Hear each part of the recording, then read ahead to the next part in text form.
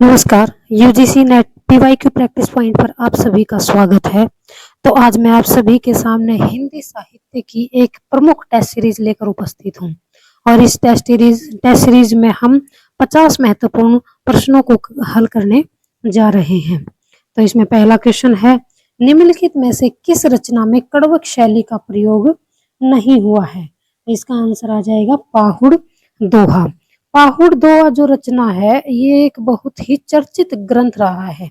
इसके रचनाकार मुनि राम सिंह हैं, जिन्हें अपभ्रंश का सर्वश्रेष्ठ रहस्यवादी कवि माना जाता है। तो पाहुड़ दोहा के जो रचयिता हैं वो हैं मुनि राम सिंह। अगला क्वेश्चन है, सांकेतिक अर्थ रखने के कारण इनकी वाणियों की भाषा को संध्या भाषा कहा जाता है।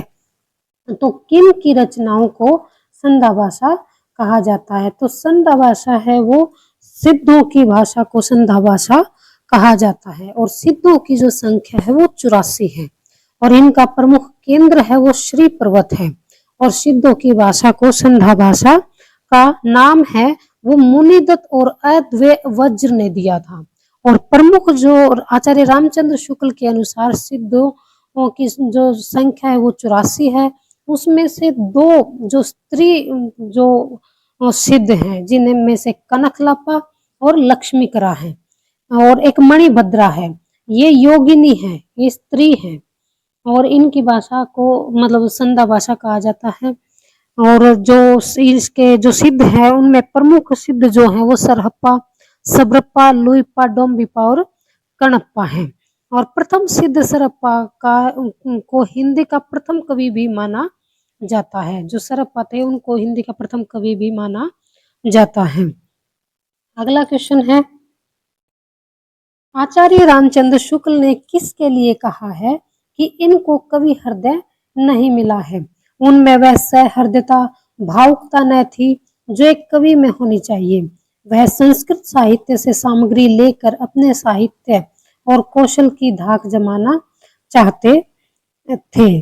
तो ये जो पंक्तियां हैं ये आचार्य रामचंद्र शुक्ल जी ने किन के बारे में कही है? तो ये पंक्तियां रामचंद्र शुक्ल जी ने केशव दास के बारे में कही है और केशव दास को कठिन काव्य का प्रेत भी कहा जाता है। अगला क्वेश्चन है, the modern vernacular literature of Hindustan के लेखक कौन है? तो जो modern vernacular literature of Hindustan है इसके लेखक हैं जॉर्ज गियर्सन। इसके रचनाकार कौन है? George Grierson. हिंदी साहित्य का आलोचनात्मक इतिहास किसने लिखा? तो हिंदी साहित्य का आलोचनात्मक इतिहास है वो राम कुमार वर्मा जी ने लिखा है। राम कुमार वर्मा जी ने लिखा है। क्वेश्चन नंबर 6 है, ए मानस के परी झिलमिल चंदा, पूनम के धरी सुर, माद के परी व्यंद गरजे, बाजद अनहद दूर। उपयुक्त जो पंक्ति है उनमें अनहद नाद की स्थिति को व्यक्त करने वाले योगी या संत कौन है? तो जो ये पंक्तियां बताई गई हैं ये जो हमारे 9 नाथ थे उनमें से एक नाथ की जो पंक्तियां हैं तो ये पंक्तियां हैं गोरखनाथ की। ये पंक्तियां हैं गोरखनाथ की। अमानस के परी झिलमिल चंदा, पूनम के धरी ये सुर, माद के परी व्यंद गरजे, बाजत अनहद दूर। तो इसमें जो अनहद है नाद की स्थिति को व्यक्त करने वाले गोरखनाथ जी हैं। पृथ्वीराज रासों में कितने समय या सर्ग हैं? तो पृथ्वीराज रासो है उसमें कितने सर्ग हैं? इसमें 69 सर्ग हैं। आचार्य पृथ्वीराज रासो है, पृथ्वीराज रासो के जो हमारे यूजीसी नेट के सिलेबस में भी सम्मिलित है पृथ्वीराज रासो। ये मलिक मोहम्मद जायसी जी की एक प्रमुख रचना है। इसके बारे में हम अलग से डिटेल वीडियो भी बनाएंगे। अगला क्वेश्चन है, आचार्य महावीर प्रसाद द्विवेदी ने आदिकाल को क्या नाम दिया है? तो आचार्य महावीर प्रसाद द्विवेदी ने आदिकाल को बीजवपन काल कहा है। क्या कहा है? बीजवपन काल। अगला जो क्वेश्चन है, हिंदी साहित्य को आधार काल नाम किसने दिया? हिंदी साहित्य के जो आदिकाल थे आदिकाल को आधार काल किसने कहा है? तो ये कहा है मोहन अवस्थी ने। प्रश्न नंबर 10 है, साहित्य को जनता की चित्तवृत्ति का संचित प्रतिबिंब किसने कहा है, किसने माना है। Most most most important question है, कई परीक्षाओं में ये पूछा जा चुका है कि साहित्य को जनता की चित्तवृत्ति का प्रतिबिंब किसने माना है, तो ये माना है आचार्य रामचंद्र शुक्ल जी ने। लोक वार्ता के संबंध में निम्न में से सही कथन कौन सा है। लोक वार्ता में पीढ़ी दर पीढ़ी परिवर्तन या विकास होता जाता है। लोक वार्ता का स्वरूप शाश्वत होता है। शाश्वत मीन्स जो हमेशा एक जैसा ही रहे। लोक वार्ता का लेखक कोई प्रसिद्ध लेखक होता है। लोक वार्ता साहित्यिक शैली में लिखी जाती है। तो इसमें से हमें बताना है कि इसमें से सही कौन सा है। तो लोक वार्ता का जो इसका आंसर है वो तो ये आ जाएगा, लोक वार्ता में पीढ़ी दर पीढ़ी परिवर्तन या विकास होता है। तो लोक वार्ता जैसे वो मतलब ये बदलती रहती है, चेंज होती रहती है, ये शाश्वत नहीं होती कि एक बार जो है वही कंटिन्यू चलती रहेगी। और ना इसमें कोई प्रसिद्ध लेखक। लोक वार्ता मीन्स जो आम जनमानस के अंदर जो प्रचलित होती है वो होती है लोक वार्ता। और लोक वार्ता साहित्यिक शैली में नहीं बल्कि जो आम जनमानस की भाषा है उस शैली में लिखी जाती है। अगला प्रश्न नंबर 12 है, अंधा युग के विषय में कौन सा कथन गलत है। ये मैं पूरे सिलेबस पर आधारित प्रश्नों की जो श्रृंखला है वो आपको करवा रही हूँ, और ये सभी क्वेश्चन जो है बहुत ही महत्वपूर्ण है, और ये मतलब हर एक क्वेश्चन है वो किसी न किसी परीक्षा में जरूर पूछा गया है। तो अंधा युग के विषय में कौन सा कथन गलत है। पौराणिक आख्यान द्वारा आधुनिक युग की अनास्था, संतराष्ट, कुंठा अंकित की गई है। व्यक्तिक स्नेह और स्वार्थ का शासन अंधपन का परिचय देता है। इसके द्वारा कृष्ण भक्ति की प्रतिष्ठा की गई है। युद्ध की अंतिम परिणति की पूरी मानवता को ध्वस्त कर देती है। तो ये 4 ऑप्शन दिए गए और इसमें से हमें बताना है कि गलत कौन सा है। 3 ऑप्शन सही हैं और एक ऑप्शन है वो गलत है। तो पौराणिक आख्यान द्वारा आधुनिक युग की अनास्था, संतराष्ट, कुंठा ये बिल्कुल सही है। अगला है व्यक्तिक स्नेह और स्वार्थ का शासक अंधपन का परिचय देता है, ये भी बिल्कुल ठीक है। और युद्ध की अंतिम परिणति पूरी मानवता को ध्वस्त कर देती है, ये भी बिल्कुल सही है। जबकि जो अंधा युग है उसमें इसके द्वारा कृष्ण भक्ति की प्रतिष्ठा की गई है, ये वाला जो ऑप्शन है ये गलत है। जकी उपनाम से कौन प्रसिद्ध कवि उर्दू में गजलें लिखता था, तो ये उर्दू के प्रसिद्ध गजलकार थे, जकी उपनाम से लिखते थे। इनका पूरा नाम क्या था, तो इनका पूरा नाम था जगन्नाथ दास रत्नाकर। प्रश्न नंबर 14 है, भविष्यत कथा के रचनाकार कौन है। तो भविष्यत कथा के रचनाकार हैं धनपाल। अगला जो क्वेश्चन है क्वेश्चन नंबर 15 है, प्रगतिवादी काव्य के विषय में गलत विकल्प कौन सा है। इसमें द्वंद्वात्मक भौतिकवाद का प्रभाव है, इसमें शोषितों के प्रति सहानुभूति है, इसमें धार्मिक भावनाओं का विशेष आदर है, शोषण मूलक लोकतंत्र पर प्रहार किया गया है। तो जो प्रगतिवादी काव्य था उसमें कौन सा विकल्प गलत है, तो इसमें धार्मिक भावनाओं का विशेष आदर दिया गया है, ये वाला ऑप्शन है ये गलत है। और जो बाकी के 3 ऑप्शन है वो बिल्कुल सही है। इसमें धार्मिक भावनाओं का विशेष आदर किया है, ये वाला ऑप्शन है वो गलत है।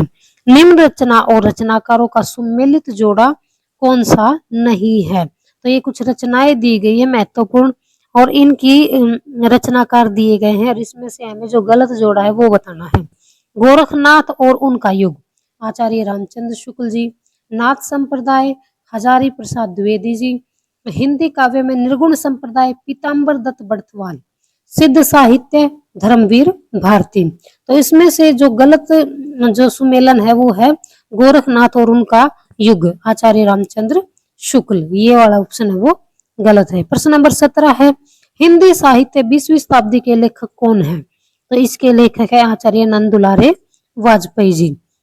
प्रश्न नंबर 18 है, भाषा पर कबीर का जबरदस्त अधिकार था और वो वाणी के डिक्टेटर है। ये मोस्ट इंपोर्टेंट क्वेश्चन है, बहुत सारी परीक्षाओं में एक प्रश्न पूछा गया है कि कबीर को वाणी का डिक्टेटर किसने कहा है, तो ये कहा है आचार्य हजारी प्रसाद द्विवेदी जी ने। निम्नलिखित में से वल्लभाचार्य के शिष्यों में से कौन नहीं है, तो जो वल्लभाचार्य थे उनके शिष्य कौन नहीं है, तो कुम्भनदास और सूरदास, हैं सूरदास और परमानंद दास, ये भी हैं परमानंद दास और कृष्णदास, ये भी है। तो ये जो अष्टचाप के जो कवि हैं वो हैं, जबकि नर्मदास और चतुर्भुज दास वल्लभाचार्य के शिष्य नहीं थे। अगला प्रश्न नंबर 20 है, हिंदी साहित्य के उत्तर मध्य काल को कला काल किसने कहा है? तो हिंदी साहित्य के उत्तर मध्य काल को कला काल कहा है, रमा शंकर शुक्ल रसाल जी ने कला काल कहा है। प्रश्न नंबर 21 है, उक्ति व्यक्ति प्रकरण के लेखक कौन है? तो जो उक्ति व्यक्ति प्रकरण है उसके लेखक हैं दामोदर शर्मा। उक्ति व्यक्ति प्रकरण के लेखक कौन है? दामोदर शर्मा। अगला जो क्वेश्चन है, रणमल छंद नामक जो रचना है वो रणमल छंद नामक काव्य के लेखक कौन है? तो इसका आंसर है श्रीधर। हिंदी साहित्य के इतिहास लेखन में काल विभाजन और नामकरण का प्रथम प्रयास किसने किया था? तो ये किया था अब्राहम जॉर्ज ग्रियर्सन ने। हिंदी नवरत्न का रचना काल क्या था? मतलब हिंदी नवरत्न है वो उसका समय क्या था? रचना का जो समय है वो क्या था? 1910। अगला प्रश्न नंबर 25 है, चंदन बाला रास रचना किसकी है? तो जो चंदन बाला रास है वो किस कवि की है? कवि आसगू की रचना है। चंदन बाला रास है वो आसगू की रचना है। आसगू कवि ने 2 ग्रंथ लिखे थे, चंदन बाला रास और जीव दया रास। जो चंदन बाला रास है वो 1200 ईस्वी में यह 35 छंदों का एक खंड काव्य है। अगला क्वेश्चन है, जम्बू स्वामी रास के लेखक कौन है? तो जम्बू स्वामी रास के लेखक हैं धर्मसुरी। प्रश्न नंबर 27 है, हिंदी नई चाल में ढली 1873 में यह कथन किसका है? ये भी मोस्ट इंपोर्टेंट प्रश्न है। तो हिंदी नई चाल में ढली 1873 में यह कथन है भारतेंदु हरिश्चंद्र जी का। महावीर प्रसाद द्विवेदी सरस्वती पत्रिका के संपादक कब बने थे? तो महावीर प्रसाद द्विवेदी सरस्वती पत्रिका के संपादक है वो 1903 में बने थे। पौमचरिव के रचनाकार कौन थे? पौमचरिव के रचनाकार कौन थे? पुष्पदंत, सरहप्पा, स्वयंभू और कणहप्पा। तो जो पौमचरिव थे उसके रचनाकार कौन थे? स्वयंभू। पौमचरिव के रचनाकार कौन थे? स्वयंभू थे। अगला जो क्वेश्चन है, स्वयंभू, पुष्पदंत, धनपाल, जिनदत्तसूरि, हेमचंद्र, सोमप्रभुसूरि, जैनाचार्य, मेरुतुंग आदि ये सभी जैन कवि थे और जैन साहित्य में जो रास काव्य परंपरा प्रसिद्ध थी। और जो ये थे क्या बोलते हैं इसको, स्वयंभू थे, उनके बारे में जैन कवि जो स्वयंभू थे इनका जो ये 1783 ईस्वी में इनका जन्म हुआ था और ये जैन परंपरा के प्रथम कवि माना गया स्वयंभू को। और इनके 3 प्रमुख ग्रंथ माने गए हैं, पौमचरिव, रिठ्ठेणीचरिव और स्वयंभू चंद। तो इनमें से कोई भी रचना पूछी जा सकती है कि जो इसके जो स्वयंभू की जो तीनों रचनाएं इनमें से किसी भी रचना के बारे में पूछा जा सकता है। और पौमचरिव में राम का चरित्र उसको विस्तार से बताया गया है, जिसमें राम को अंत में मुनिंद्र से उपदेश ग्रहण करते हुए दिखाया गया है। पौमचरिव के अंदर 5 कांड और 83 संधियां हैं। 5 कांड और 83 संधियों वाला एक विशाल महाकाव्य है और यह अपभ्रंश का आदि काव्य भी माना गया है। और पौमचरिव जो है इसको स्वयंभू के पुत्र जो त्रिभुवन थे उन्होंने पूरा किया था। और जो स्वयंभू है इन्हें डॉक्टर बयाणी ने अपभ्रंश का कालिदास भी कहा है और कृष्ण काव्य के आरंभ का श्रेय भी स्वयंभू को जाता है। और इसी वजह से स्वयंभू को अपभ्रंश भाषा का वाल्मीकि तथा व्यास भी कहा जाता है। और इन्होंने स्वयंभू ने स्वयं अपनी भाषा को देशी भाषा कहा है। अगला है, बीसल देव रासो का अंगिरस कौन सा है? जो बीसल देव रासो है उसका अंगिरस कौन सा है? श्रृंगार रस, वीर रस, रौद्र रस और शांत रस। जो बीसल देव रासो है उसका अंगिरस कौन सा है? श्रृंगार रस है। अगला क्वेश्चन है खुमान रासों के रचनाकार कौन है? दलपति विजय। अनुराग बांसुरी के लेखक कौन है? अनुराग बांसुरी के लेखक है नूर मोहम्मद। हिंदी में प्रचलित 12 मासा सबसे पहले किस रचना में मिलता है?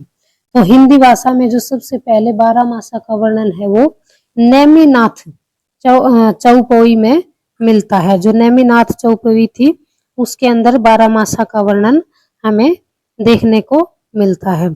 अगला क्वेश्चन है काल क्रमानुसार इनमें से सबसे पुराने लेखक कौन है?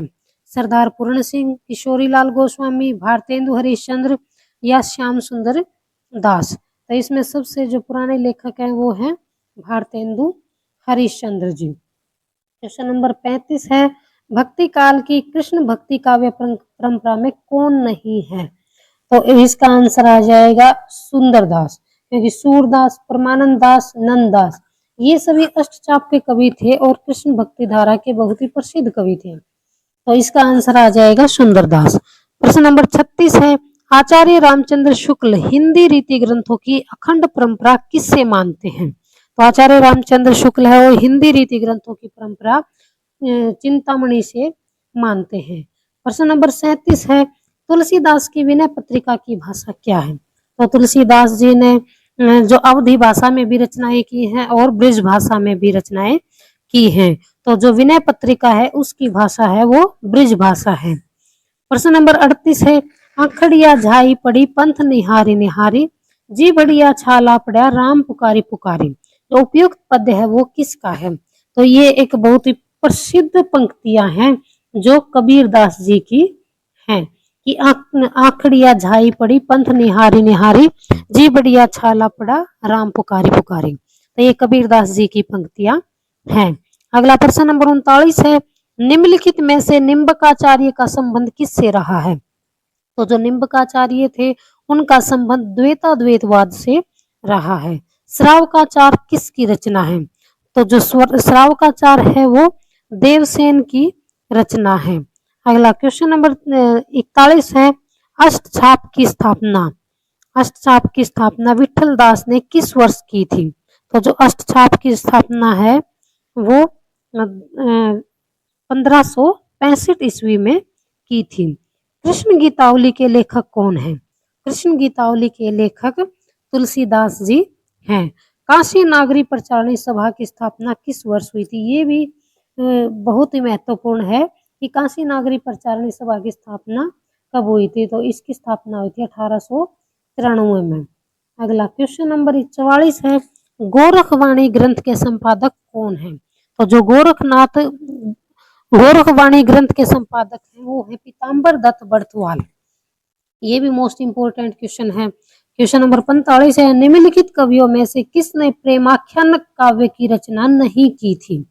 तो अब्दुल कादिर ने प्रेमाख्यान काव्य की रचना नहीं की थी, जबकि मुल्ला दाऊद, मलिक मोहम्मद जायसी और उस्मान ने प्रेमाख्यान काव्य की रचना की थी। प्रश्न नंबर 46 है लोकमंगल की भावना के सर्वश्रेष्ठ कवि कौन है? तो लोकमंगल की भावना के सर्वश्रेष्ठ कवि हैं वो तुलसीदास जी हैं। प्रश्न नंबर 47 है केशव कही न जाए का कहिए देखत तब रचना विचित्र अति समुझी मन ही मन रहिए। तो ये पंक्तियां भी हैं वो तुलसीदास जी की हैं। अगला क्वेश्चन है राम कथा उत्पत्ति और विकास के लेखक कौन हैं? ये इंपॉर्टेंट क्वेश्चन है कि राम कथा उत्पत्ति और विकास इसके लेखक कौन हैं? तो इसके लेखक हैं कामिल बुल्के। प्रश्न नंबर 49 है विनय पत्रिका किस भक्ति काव्य परंपरा की रचना है? तो विनय पत्रिका है ये तुलसीदास जी की प्रसिद्ध रचना है और ये इसके अंदर राम भक्ति काव्य परंपरा का वर्णन किया गया है। प्रश्न नंबर 50 है हिंदी साहित्य और संवेदना का विकास किसकी रचना है? तो हिंदी साहित्य और संवेदना का विकास रचना है वो राम स्वरूप चतुर्वेदी जी की रचना है। तो इस प्रकार आज हमने 50 महत्वपूर्ण प्रश्नों को किया। अगले वीडियो में आपके लिए और महत्वपूर्ण प्रश्न लेकर फिर से उपस्थित होंगी। तब तक के लिए नमस्कार, धन्यवाद। अगर आपको ये क्वेश्चन आपके लिए लाभदायक दिखे तो प्लीज चैनल को लाइक और सब्सक्राइब जरूर करें और इन क्वेश्चन को नोट डाउन जरूर करें साथ ही साथ, क्योंकि ये मोस्ट इम्पोर्टेंट क्वेश्चन है जो किसी न किसी परीक्षा में जरूर पूछे गए हैं। तो आज के लिए बस इतना ही। धन्यवाद।